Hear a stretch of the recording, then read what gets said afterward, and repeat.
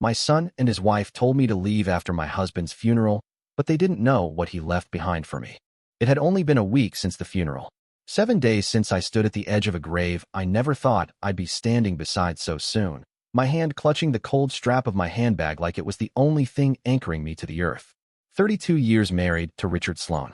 32 years of building a home, a life, a quiet little rhythm together. And now, just like that, silence. We were never flashy, Richard and I. We never needed to be. He mowed the lawn every Saturday morning like clockwork. I always had the kettle on before he stepped through the door from work. There was comfort in our routines. We raised Alex here. Painted his room a different color every time he changed his favorite superhero. I still remember the time he glued macaroni to the hallway wall and insisted it was modern art. Now, I walk down that hallway alone and see every smudge, every faded photo frame, and wonder when it all became someone else's house. The dinner that night was supposed to be simple. Joanna insisted on making something light, some pasta with too much basil and those cherry tomatoes she buys in bulk. I barely ate. My appetite had been gone since the casket closed. It was a quiet meal until she put her fork down and said it. Just like that. Pack your things and get out of here. You're nobody here anymore. I thought I misheard her. I blinked. Looked to Alex. My son. My only child. The boy who once called me his favorite girl in the whole wide world, when he was 4, and made me a birthday card with stick figures holding hands. He didn't speak. Didn't look at me. Just kept twirling pasta on his fork like the sentence she'd thrown at me was part of the recipe. I wanted to ask her what she meant, as if the meaning hadn't already slapped me full across the face. Get out. Like I was a tenant 2 months behind rent. Like I hadn't stood in that same kitchen for decades, kneading bread and folding laundry and humming to the radio, while Richard fixed the leaky faucet for the 3rd time. I sat there, still as a statue, because what else do you do when your entire life slips out from under you like the tablecloth under a dinner you never asked for? I didn't cry, not because I wasn't broken, but because something deeper than tears took over. A heaviness in my chest that made breathing feel like climbing stairs with no railing. My hand gripped my water glass a little tighter. I looked down at my plate. The tomatoes were shriveled now. Overcooked. Like me. I didn't argue. Joanna had made up her mind long ago, I think. Even when Richard was still alive, I noticed the way she would sigh when I told stories at dinner. The way she moved my things without asking. It was her house, really. Bought under Alex's name, but paid for with the money Richard and I saved. When they asked me to move in after Richard's stroke, they said it was so I wouldn't be alone. Funny how quickly that changed. There was a picture still hanging in the hallway. Me and Richard at the lake, back when his hair was still dark and I wore that navy cardigan he loved. I passed it on my way to my room. My temporary room. Not even mine, if you asked Joanna. I wondered if she'd take it down once I left. I packed in silence. Folded every sweater like I was handling glass. I didn't know where I'd go. The guest house at my sister's? Maybe a rented room somewhere quiet where the walls wouldn't echo quite so much. All I knew was I couldn't stay where I wasn't wanted. When I rolled my suitcase to the front door, Alex was sitting on the couch, scrolling on his phone. I opened my mouth. Closed it again. I don't know what I wanted to say. Maybe, remember when you broke your arm in the backyard and I stayed up all night icing it? Or, you used to beg me not to leave your side at night. But none of those memories mattered now. He didn't look up. So I left. And the only sound that followed me out was the soft click of the door closing behind me. It's strange how a house can change on you. How the same walls that once held warmth and laughter can start to feel like they're leaning in too close, like they're watching you from the corners, waiting for you to realize you no longer belong there. After Richard passed, I thought the worst was over. I thought the silence would be the hardest part, the absence of his footsteps in the hallway, the way he used to hum when he made his tea, or leave the bathroom light on no matter how many times I reminded him. But silence would have been mercy. What I got instead was something colder. A hollowing out. Like the soul of the house had been scraped clean and replaced with something sterile. Joanna was the first to start changing things. Little things at first. The throw pillows I made by hand disappeared from the couch. The chipped mug Richard used every morning gone. She said it was cracked, not safe. But I know she hated it. Then came the photo albums. Not thrown out, no. Just boxed and moved to the garage. Out of sight. Out of their way. My sewing machine, the one Richard surprised me with for our 25th anniversary, was tucked behind a row of Joanna's workout gear in the linen closet. We're trying to make space, she said, like space was something I didn't deserve to take up anymore. One afternoon, I walked into the kitchen and the curtains were gone. The ones I made back when Alex was in middle school, with the little embroidered lemons on them, replaced with stiff, gray fabric that didn't move even when the windows were open. I stood there, blinking like I had walked into someone else's house. And maybe I had. They were sitting at the table. Alex with his face buried in his phone, Joanna scrolling on her tablet like it was a lifeline. I asked what happened to the curtains. She looked up and said, they didn't match the aesthetic. The aesthetic? Like the memories stitched into those hems didn't matter. Like the years I spent turning that kitchen into a home were just a phase they had to redecorate out of existence. Later that night, I overheard them talking in the hallway. They thought I was asleep. Joanna was saying how it was time. How they needed to start planning for a nursery. We'll need that room, she said. It's just sitting there full of her stuff. Her. Not your mom. Not Margaret. Just her. I stayed quiet, my eyes fixed on the ceiling in the dim light, counting the cracks in the paint. Every one of them a reminder that this house didn't know me anymore. The next morning, Joanna cornered me in the living room. She didn't even pretend to make it gentle. Alex and I have been talking. We're planning to expand the family. A baby. She smiled like it was news I was supposed to celebrate. So, we're going to need the space. You understand, right? I didn't answer. What could I say? That I had spent over 3 decades building that space? That I'd painted those walls myself twice? That I had held my baby boy in that room, read him bedtime stories, nursed his fevers, taught him how to tie his shoes? It didn't matter. None of it mattered. Joanna kept going, like she'd rehearsed it. Besides, it's not like this is your house. It was under Richard's name, and then Alex inherited it. So legally, it's not yours. You're just staying. Staying. Like I was a guest in a waiting room. Like I hadn't scrubbed those baseboards on my hands and knees, or picked out every light fixture in this place with Richard after arguing for hours over finishes. Staying. Alex didn't say anything. He stood behind her, arms crossed, face blank. The same way he looked at me the night she told me to leave. I don't even know if he was listening. Maybe it was easier for him to not hear. To pretend his silence wasn't choosing sides. But silence is its own kind of weapon. It doesn't need to shout to cut you open. After that conversation, I stopped going into certain rooms. The guest room, which used to be my sewing room, was stripped bare. My fabric, my patterns, the drawers of buttons and ribbon and thread, gone. Packed into storage bins and shoved into the garage like clutter. I wasn't asked. I just found them there one afternoon, stacked next to the lawn chairs and the broken treadmill. The dining room had new chairs, cold metal things that didn't match the table Richard made by hand in our second year of marriage. That table was now hidden under a plastic cover, as if it might infect their modern life with something outdated. The worst was the garden. I used to spend every morning out there with Richard. We grew tomatoes, basil, hydrangeas that bloomed like memories. One morning, I went out to water them and found Joanna had pulled them out. Said they were attracting too many bees. She put down white gravel and a couple of potted succulents. Low maintenance, she said. I stood there staring at the dirt where our tomatoes used to grow, and for the first time, I didn't feel sad. I felt erased. There's something cruel about being made invisible in a place you helped build. Every photo taken down, every drawer rearranged, every decision made without your voice is another inch of your life being painted over. And you're supposed to smile. To be grateful you're allowed to breathe the air in a house you poured your life into. But I wasn't grateful. I was grieving. Not just for Richard, but for the home we made, the family we thought we had, and for the woman I used to be before all of it was taken from me. Before I became just her. Just staying. 2 weeks. That's what they gave me. Not even a full month. Not time to mourn. Not time to process. Not even time to figure out where I was supposed to go. Just 14 days to erase 32 years of my life from a place that used to feel like the safest thing I knew. I still can't wrap my head around how fast it all moved, how coldly it was delivered. Joanna didn't even bother to pretend it was a discussion. She stood there at the foot of the stairs, arms crossed, voice clipped and clean, like she was reading off a checklist. We need to put the house on the market by the end of next month. 2 weeks should be enough time for you to sort your things. 2 weeks. To sort my things. Like it was just clutter. Like it wasn't photo albums and handwritten letters and the robe Richard bought me after my surgery, the one I still keep folded on the edge of the bed because it still smells faintly of him. Like it wasn't the wedding china we only used on anniversaries, the Afghans I crocheted during Alex's naps, or the old record player that still skips on Moon River, but he used to dance to in the living room wearing his little dinosaur pajamas. All of it. Stuff. To be boxed. Removed. Forgotten. Alex didn't say a word when she gave the deadline. Just stood beside her like a statue. Not angry, not guilty. Just absent. I looked at him, really looked, waiting for some flicker of recognition, some crack in the facade. I would have taken anything. A sigh, a downward glance, a wince. But he didn't even blink. That was the moment it sank in. Whatever part of him once needed me, curled up next to me after nightmares, hiding behind my legs at the doctor's office, asking me if the sun could really burn out one day. It wasn't there anymore.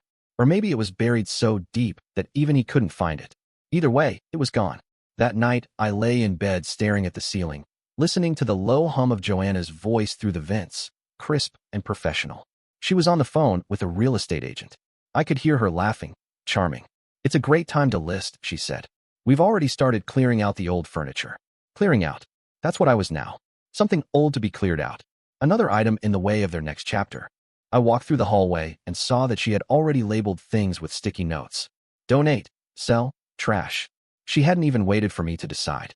My needlepoint wall art, the framed photo of Richard and me at Niagara Falls, even the little ceramic angel that Alex made in second grade, marked for donation. I stood there staring at that angel until the hallway went blurry, my chest tightening like someone had looped a rope around it and started pulling. I started packing the next morning. Not because I was ready, but because the silence was worse than the ache. Every drawer I opened was a landmine. I found a stack of birthday cards from Richard, each one signed in his crooked handwriting with some silly joke or bad pun, the kind he thought were charming and that I pretended to roll my eyes at but secretly loved. I sat on the floor and reread every one.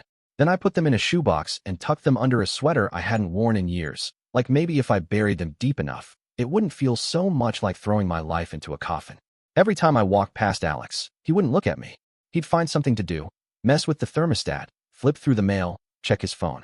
Anything to avoid eye contact. The boy who once begged me to stay in the room until he fell asleep now couldn't bear to be in the same one with me for more than a minute. And maybe that's what hurt the most.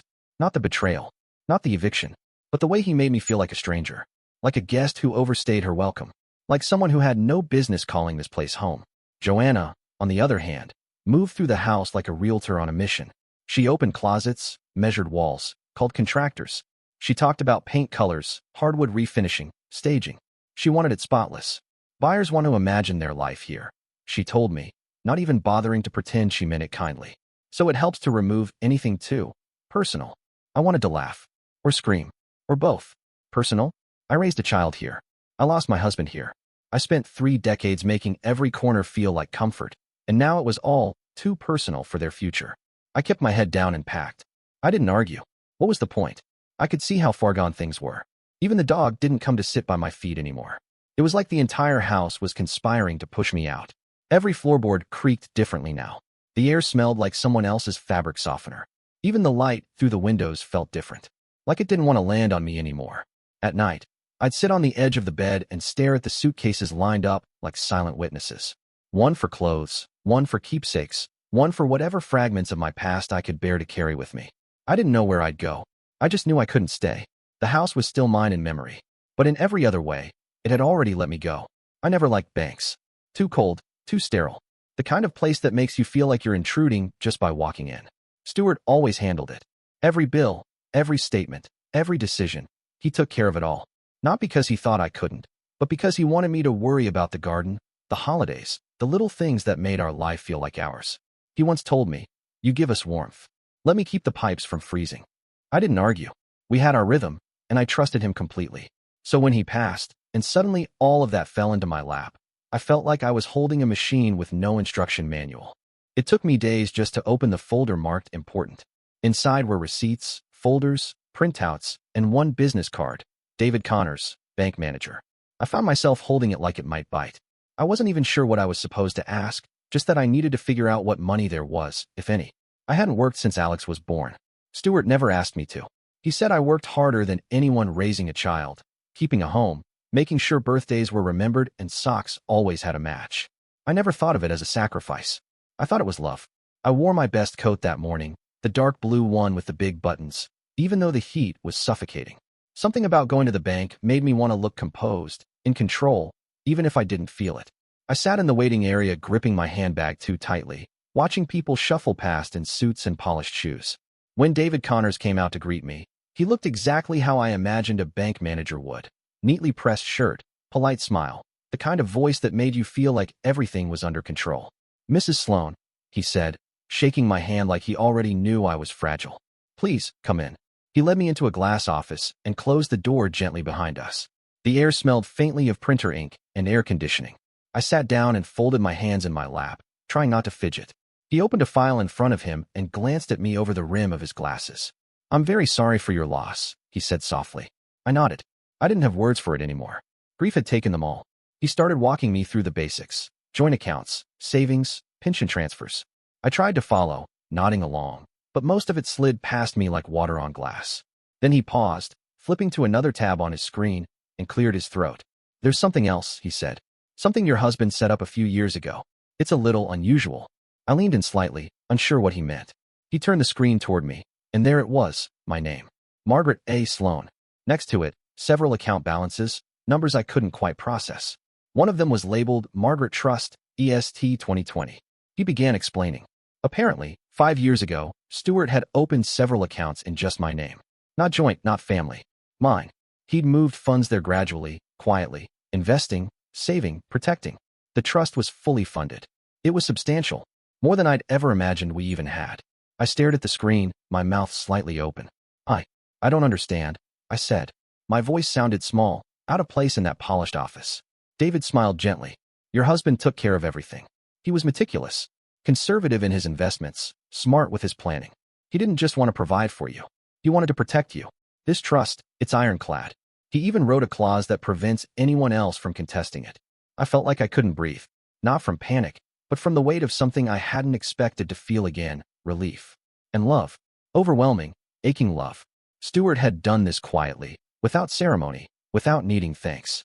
He knew the world could be unkind, that people, even family, could change. He saw something I didn't. Prepared for a future I never wanted to face. And he never told me. Not once. David kept talking, pointing out details, offering to print summaries, connect me with a financial advisor, but I barely heard him. My eyes were fixed on the screen, on those numbers, on that name, my name. Margaret Sloan. In bold letters. Like it meant something again. When I finally stepped outside, the sun hit me like a slap. I stood there on the sidewalk, people rushing past with their coffee and deadlines, and for the first time in weeks, I didn't feel entirely lost. Stuart was gone, but he had left behind a map. A quiet, thoughtful map built with every dollar he tucked away, every clause he drafted, every hour he spent worrying so I wouldn't have to. He didn't need to say a word. He spoke through the trust, through the care, through the unwavering love that, even now, held me up when the ground beneath me had turned to ash. It was supposed to be a quick stop. I had asked David, gently, carefully, if there was anything else tied to Stuart's name, anything I should be aware of. My voice caught a little when I said it, like I was afraid that asking the question might make the last bit of him disappear. He clicked through more documents, cross-referenced some files, made a few phone calls. I sat there quietly, watching him furrow his brow, tap his pen, murmur into the receiver. Then, without even looking at me, he said, "There's one more thing you should see. I don't think anyone's explained this to you yet." He handed me a folder. Thick, stamped, the kind of thing that smelled faintly like dust and metal clips. Inside was a document titled, Sloan Buildworks, Beneficial Ownership and Trust Structure. My stomach dropped. I looked up at him, confused. Sloan Buildworks. I asked slowly. Stuart sold that years ago. He said he'd gotten out before the market changed. David looked at me with the kind of caution I'd seen on doctors before they gave bad news. But this wasn't bad news. Not exactly. No, he said gently. He restructured it. 5 years ago. It was placed into a holding trust under your name. The trust owns the company, which means you do. I sat still for a long time. The silence in the office was heavy, but not unbearable. Just full. Full of all the things I hadn't known, hadn't seen, hadn't been told. But why? I asked. Not in anger. Not even confusion. Really. Just something close to awe. David gave a small smile, then slid over another sheet. It was a letter. From Stuart. Dated April 2019. Short, typed, but unmistakably him. This company provided for us, for decades, he wrote. If anything ever happens to me, I want you to know that it's yours now. You always said you didn't understand my world, but you were the reason I built anything at all. I blinked back something hot and stinging. Then I turned the page. There was a detailed operations chart. Underneath the owner's trust name, mine, was a general manager, a name I didn't recognize at first. Tom Bradley, 47 years old, employed by Sloan Buildworks since he was 22. I read the profile twice. Then David pulled up a brief financial summary and walked me through it, softly, like he was telling me a bedtime story and didn't want to startle me. Sloan Buildworks hadn't just survived. It was thriving. Contracts steady. Overhead low. Payroll handled with precision. Tom had taken over day-to-day operations completely, by Stuart's instruction. But everything, the assets, the structure, the profit, was under my control. I tried to process it all, but it landed in my chest like something too heavy to lift and too important to drop. All this time, Stuart had been preparing something far more intricate than I ever imagined. I thought I'd lost everything. My partner, my home, my place in the world. But he had been quietly building something just behind a curtain. Something not just for me to survive on, but something that made me part of the architecture, not just the decoration. David showed me photos of the offices. New signage. A modest fleet of work trucks, all clean, branded, with the company logo still exactly the way Stuart had designed it back in the 90s, when it was just him and two contractors working out of a garage with folding chairs and plywood desks. Now it was a real firm. 12 employees. Steady contracts. A reputation for solid work and no cutting corners. Tom's good, David said. Loyal. He speaks very highly of your husband. He's the reason the company's in such good shape now. And he answers to you. I sat back in the chair, the leather pressing into my shoulders like it was trying to hold me together. My hands were trembling, but not from fear. I didn't know what I was supposed to do with the company. I didn't even balance the checkbook.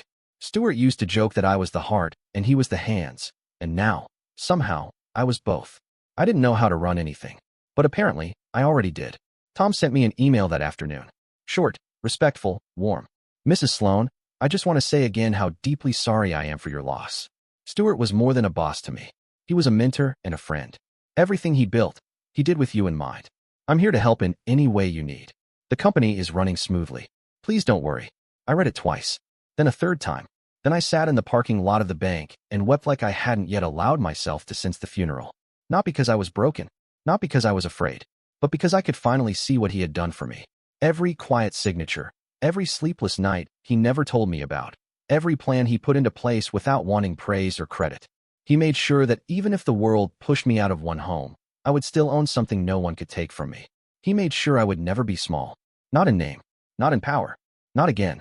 It started with a phone call I wasn't meant to hear. I was passing by the hallway near the kitchen when I heard Alex's voice. Low, clipped, pretending to sound professional, but dripping with that forced confidence that always meant he was trying to bluff his way through something. I'm the heir. The only child.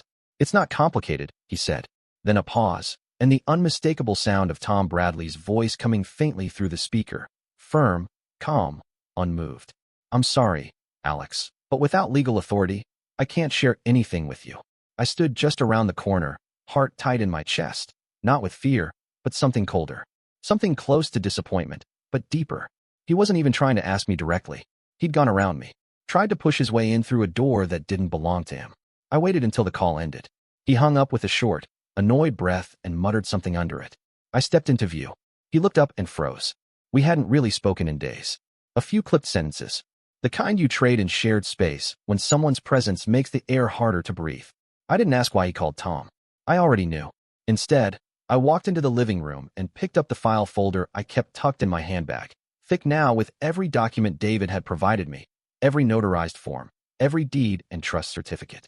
I sat down at the table, opened it with slow hands, and motioned for him to sit. He didn't move at first. He looked at me the way a child looks at the dark, half convinced nothing will happen, half scared it might. But eventually, he sat. His arms crossed, his jaw tight. Look, he started, trying to sound casual. I just wanted to make sure everything was in order. It's important we start organizing Dad's legacy. I didn't speak. I just slid the first document across the table. The trust declaration. My name, in bold. Beneficiary. Sole. Then the second. Ownership of Sloan Build Works. Not inherited. Assigned 5 years ago. Quietly, intentionally. The final document was the one that always caught me. Stuart's letter. The same one David gave me. I watched Alex read it. I watched his mouth tighten around the edges as he realized exactly what it meant. He looked up, confused, then angry, then something else entirely. But, he told me I'd take over someday, he said, his voice cracking around the word someday like it hurt. He said I'd have a legacy. He did give you something. I said, calm but not soft. He gave you a name. A head start. Opportunities most people don't get. But this. I tapped the papers gently. This wasn't yours. It was never going to be. But it's the family business, he snapped. You don't even know how to run a company. Stuart didn't leave me the company because I knew how to run it, I said. He left it to me because he knew I'd protect it. Because he didn't want it twisted into something it was never meant to be. Because he knew I'd respect it. Joanna walked in then, having heard enough to know things weren't going the way they planned. She looked at the papers, her eyes scanning them like she could make the words mean something else. You're saying all of this belongs to you? She asked, not quite hiding the disbelief.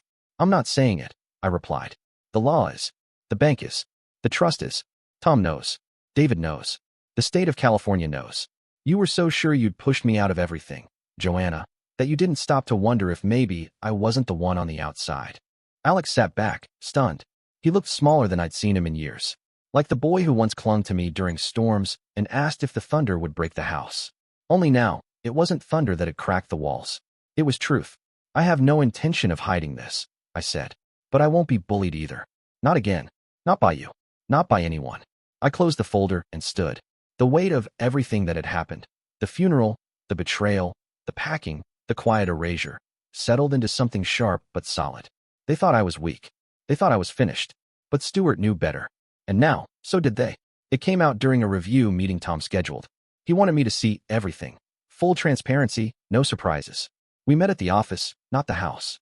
I wasn't going to sit across from my son while uncovering more of what he'd kept buried. Tom had been nervous, not because he was unsure, but because he hated what he was about to show me. He slid a folder across the table. He didn't soften it, didn't sugarcoat it. I thought you should see this, he said. It's all been documented. Every disbursement, every memo, every repayment schedule, or, rather, the lack of one. Inside was a ledger. Stuart's handwriting. Column after column. Clean, precise, meticulous. Dates, amounts, notes. Loan to Alex for down payment. Car purchase, Alex. Loan, business idea, unlaunched. Loan, private use, requested confidentially. Total, $91,300. Spread over 7 years. Not a cent repaid. I stared at the pages. Each line a lie I hadn't seen forming. He never said anything. Not Stuart, not Alex. Not even once. I remembered the conversations Alex used to have with Joanna in hushed voices at the dinner table. The way they acted so casual when they suddenly had enough for a kitchen renovation or that vacation to Maui they claimed was on points. Joanna always smiled like they'd earned it. And Alex, he wore it like armor. Entitled, certain, smug. But there it was in black and white. Not gifts. Not inheritance. Not some quiet generosity from a father to a son. Loans. Documented, recorded, traced, and ignored. I turned the final page and there was a note, in Stuart's voice again, dated just over 2 years ago. If anything happens to me, I trust Margaret to do what's right with this. I've kept everything clear for her. This is owed. His pen had pressed harder on those last words. This is owed. I didn't cry. I didn't feel betrayed, not in the way people expect when they hear something like this. I felt insulted. Not because he took the money, but because he never thought I'd know. Because he'd walked past me every Christmas, every birthday, acting like he was the one holding everything up while I clipped coupons and watched them pull into the driveway with fresh paint jobs and new appliances. Later that week, I called him. I didn't go to the house. I didn't know him the softness of eye contact. He picked up after the second ring. Mom. His voice was tentative. Careful now. He'd been quieter since the last time we sat across the table. He was waiting to see what version of me was calling. I reviewed the accounts, I said. Tom gave me the ledger. Every payment Dad made to you. Every amount. All $91,300. Silence. Then the smallest breath. Mom. Those were gifts, he said quickly, too quickly. That's what Dad told me. Gifts don't have repayment memos, I said. Gifts don't have interest rate schedules. These were loans, Alex. And your father wrote it down, every time. He trusted you to pay him back. You just never did. I heard movement on the other end. Joanna in the background asking, what's wrong? Then Alex again, lower now, angling for calm. Okay, maybe some of it was informal. But he never followed up. He never asked for it back. Because he thought you'd honor it, I said. Because he thought you were a man who didn't need to be reminded. More silence. Then defensiveness, the only tool he knew when caught. So what? You want it back now? You want me to write you a check? I have a family, Mom. You had a family when you took it, I said. And I had one when you stood in my kitchen and told me to leave. I didn't raise my voice. I didn't beg for understanding. I simply told him the truth. The trust makes me the owner. The documents are legally enforceable. I can file a claim. I don't want to, but I will. You took the money. You told Joanna it was a gift. You lied. He didn't deny it. He just said, I didn't think you'd ever find out. And that was the truest thing he'd said in years. I ended the call. Then I sat in the kitchen of my new apartment, small, sunlit, with a window overlooking the city instead of the yard where Richard used to mow the grass. And I made a note in my own ledger. Not because I needed the money, but because dignity comes with interest. And for once, I was the one keeping the books. I didn't even ask about the house at first. I had been too numb, too ashamed, maybe, to think about it. They had pushed me out of it so quickly, so confidently, that somewhere deep down I assumed they must have had a right to. That maybe, In the chaos of hospital forms and funeral arrangements, I'd missed something. That perhaps it had fallen to Alex by default, or inheritance, or whatever excuse made it easier to swallow. But it came up during a routine meeting with David Connors. We were reviewing some final paperwork on the trust accounts. He slid a separate folder across the desk. "There's one more item I thought you should be aware of," he said. "Your residence. Or, I suppose, what used to be." My stomach twisted. I took the folder with trembling hands and opened it. Mortgage paperwork. Dated 18 months ago. Signed by Stewart. Filed and processed through the trust. He had refinanced the house. Quietly. Not to pay debts. Not to fund some last-minute expense. But to transfer the equity, every penny of it, into the trust under my name. I read every word twice. The more I read, the more the facts sank into me like warmth after a long winter. The house was no longer a freestanding asset. It was encumbered, tied directly to the legal structure Stewart built around me. He had mortgaged it not to lose it, but to protect it. And then he had used the funds to reinforce the trust, layer by layer. A fortress made of paper and principle. David explained the structure in detail, but all I really heard was this. They tried to take what wasn't theirs. And Stewart knew they would. That house, the one Joanna claimed I was just staying in, the one Alex moved through like he owned the floorboards, was already spoken for. Already bound by law. Not in Alex's name. Not in the estate. But inside the same trust that held the business, the accounts, the quiet legacy Stewart spent years shielding from arrogance and entitlement. I sat there, stunned, thinking back to that awful dinner. To the sound of Joanna's fork scraping across her plate when she told me to pack my things. To the way Alex wouldn't meet my eyes. They had spoken with such certainty, like I was an afterthought. Like they were moving forward into something they had earned, something they were owed. But what they were trying to claim wasn't theirs to begin with. It never had been. When I got home, I pulled out the documents and set them in front of me. Trust ownership, mortgage deed, property title, my name on every one. The ink barely faded. It was all airtight, all intentional. Stewart's hands were in every detail, even from beyond the grave. Every signature a line drawn in defense. I didn't call Alex right away. I waited for the knock, for the phone call, for the inevitable moment they would ask for access or make some dramatic gesture to show how wrong they'd been. When it finally came, it was Joanna. She sounded irritated, nervous beneath the surface. "We're still planning to list the house," she said. "The market's shifting, and we'd rather not wait." I almost laughed. "You can't sell the house," I told her. There was a pause. "I don't think you understand how this works," she said, her voice sharp. "It was Alex's house. He inherited it. You were just staying there." "No," I replied, steady and measured. "You were just living in a house your husband never owned. The mortgage was transferred to the trust 18 months ago. The house was Stewart's, not Alex's. And he never passed it to your husband. He secured it under my name, through legal channels. I have the documents. The deed. The mortgage. Everything. You were living in my house." Silence. And then, the faint sound of her breath hitching. I didn't wait for her to answer. I didn't explain it again. I didn't soften the truth. For all their talk about control, about legacy, about what they thought they deserved, they had built their future on a house of sand. And Stewart had seen the tide coming long before I did. He didn't fight them with arguments or emotion. He fought them with foresight, with structure, with a plan they didn't even realize they were walking straight into. They thought they were outmaneuvering a grieving widow. Instead, they walked into a fortress my husband built for me one document at a time. They didn't come to me directly. They went through lawyers. It started with a letter. Cream-colored envelope, my name printed in bold block font. No Mom, no Mrs. Sloan. Just Margaret A. Sloan, care of legal representation. When I opened it, my hands didn't shake. I thought they would, but they didn't. I'd spent too long being dismissed, erased, underestimated. That part of me, the part that still thought of Alex as my little boy in a Batman costume, was long gone. They were contesting the trust, challenging the validity of the mortgage transfer, the ownership structure, the loan agreements. The tone was clinical. It claimed undue influence, lack of capacity, that Stewart, in his final years, had made decisions he didn't fully understand, that I had somehow manipulated a dying man into handing over everything. They must have thought if they threw enough paper at me, I'd crumble. They didn't know me at all. My lawyer, Patrice, a sharp woman with no patience for theatrics, had read every line of every document 3 times before she called me. "Margaret," she said, "they don't have a case. Everything your husband did was by the book. Tighter than most corporate structures I've seen in my entire career. Your name isn't just on the trust. It's woven through every line of it."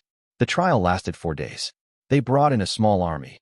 Alex in a fitted Navy suit, Joanna stiff at his side like a co-defendant trying to smile her way out of a tax audit.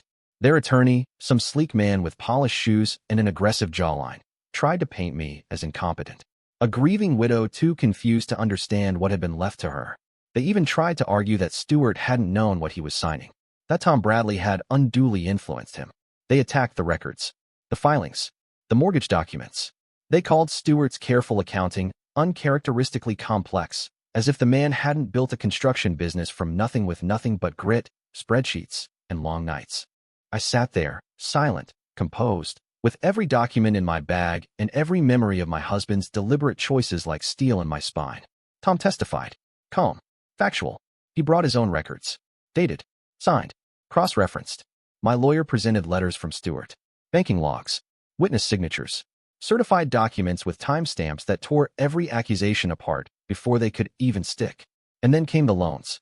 $91,300. Line by line, we showed where it went. Car. Condo. Failed business. Travel. Renovations. Not one of those dollars repaid. Stewart had marked it all in ledger books and digital files, every entry backed up by bank records. And in the trust? A clause. Plain and simple. In the event of his death, the full debt becomes collectible through the company if repayment is not arranged within 12 months. The judge barely needed a recess. Ruling, the trust was valid. The mortgage transfer lawful. The ownership structure intact. The loans enforceable. Alex and Joanna were given 8 years. A structured repayment plan. With interest. If they defaulted, the company had the right to pursue full collection through liens, garnishment, or asset seizure. They sat 2 rows ahead of me as the ruling was read. I watched Alex's shoulders curl inward. I watched Joanna blink too fast and reach for his hand, but he didn't take it. Outside the courtroom, I didn't wait for them to speak. I walked past with my head high, Patrice beside me, the papers clutched in my hand not like a weapon, but like proof. Not just that I had won, but that Stewart had seen it all coming. That he had anticipated every betrayal, every angle, every silence that would one day try to devour the life we built. And he'd turned it into a fortress I never asked for, but one he knew I would need. That was the moment I stopped mourning what I'd lost and started understanding what I'd truly been given. Not just his love, but his trust. The ocean is different here. Slower somehow, quieter, as if even the waves have learned to listen before they speak. My house sits on a narrow slope, just high enough to watch the tide pull in the sky every evening. A strip of gold melting into blue, and on some nights, the light reaches so far into the living room that it turns everything, walls, furniture, skin, into memory. I moved here 6 months ago. No fanfare, no announcements. Just a moving truck, a half-packed suitcase, and keys left in the mailbox of the life I once thought I'd grow old in. It was David who told me. After the court ruling, after the last piece of paper had been signed, he called me back into his office with a file I hadn't seen before. There's one more thing, he said, smiling like he already knew I wouldn't believe it. The deed was clean, crisp, and 3 years old. My name, my signature. The purchase filed quietly through the trust, handled by Stewart without a single word to me. A modest house by the coast, tucked at the end of a quiet street where neighbors nod from porches and gulls cry in the morning fog. He bought it while he was still strong enough to drive. Long before his diagnosis. Long before we knew anything was slipping. I moved in during the spring. The first thing I unpacked was the record player. It still skips during Moon River, just like it always did. I let it play anyway. Let it skip and crackle like the past trying to speak through static.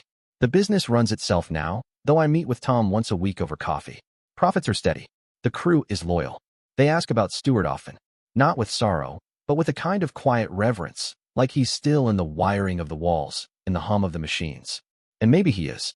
I spend my days writing, speaking, teaching. Once a month, I stand in front of a room filled with women, some older, some heartbreakingly young, and talk about what it means to be forgotten by those who once needed you, to be underestimated, erased, then rewritten on your own terms. I tell them about the paperwork, about the silence, about the strength you don't know you have until no one is standing beside you. And afterward, they line up to hug me, to cry, to whisper that they see themselves in every page of what I lived.